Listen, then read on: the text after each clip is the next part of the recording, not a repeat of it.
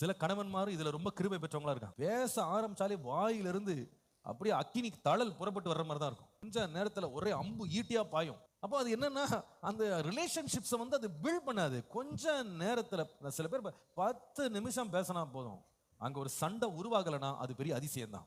10 நிமிஷத்துல அடிதட்டி கலாட்டாவா மாறிடும். பயங்கர வார்த்தைகள் எங்கெங்கயோ போயிடும். ஏன்னு கேட்டா, அவங்க பேசுறது வந்து நம்ம ரிலேஷன்ஷிப்ஸை ப்ரிசர்வ் பண்ணணும்னு பேச மாட்டாங்க. நம்ம உணர்வுகளை, உணர்ச்சிகளை, நம்முடைய உறவுகளை வந்து நம்ம பதப்படுத்தணும், நம்ம பாதுகாக்கணும், இதை நீண்ட தூரம் நம்ம கொண்டு போகணும். இந்த வார்த்தைகள்லாம் பேசக்கூடாது. இதை நம்ம பேசுறதும் நம்ம இதமா பேசணும், கொஞ்சம் அமைதியா பேசணும், பொறுமையா பேசணும் அப்படின்றது இல்லை. எல்லாத்தையும் அடிச்சோம் பிடிச்சோன்னு போட்டு அடிக்கிறது. சில பேர் சொல்றாங்க, ரொம்ப அதுல பெருமை வேற, நாங்கெல்லாம் வந்து வெட்டு ஒன்று துண்டு ரெண்டு.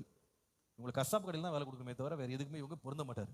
எல்லாமே வெட்டு ஒன்று துண்டு ரெண்டுனா அது குடும்பம் என்ன பண்ண முடியாது, ஒன்னா வாழவே முடியாது. நீங்க வந்து பேசும்போது யோசித்து பேசணும். நான் பேசுறேனே, இதற்கு ஏதாவது ஒரு பின்விளைவு இருக்கும் இல்லையா?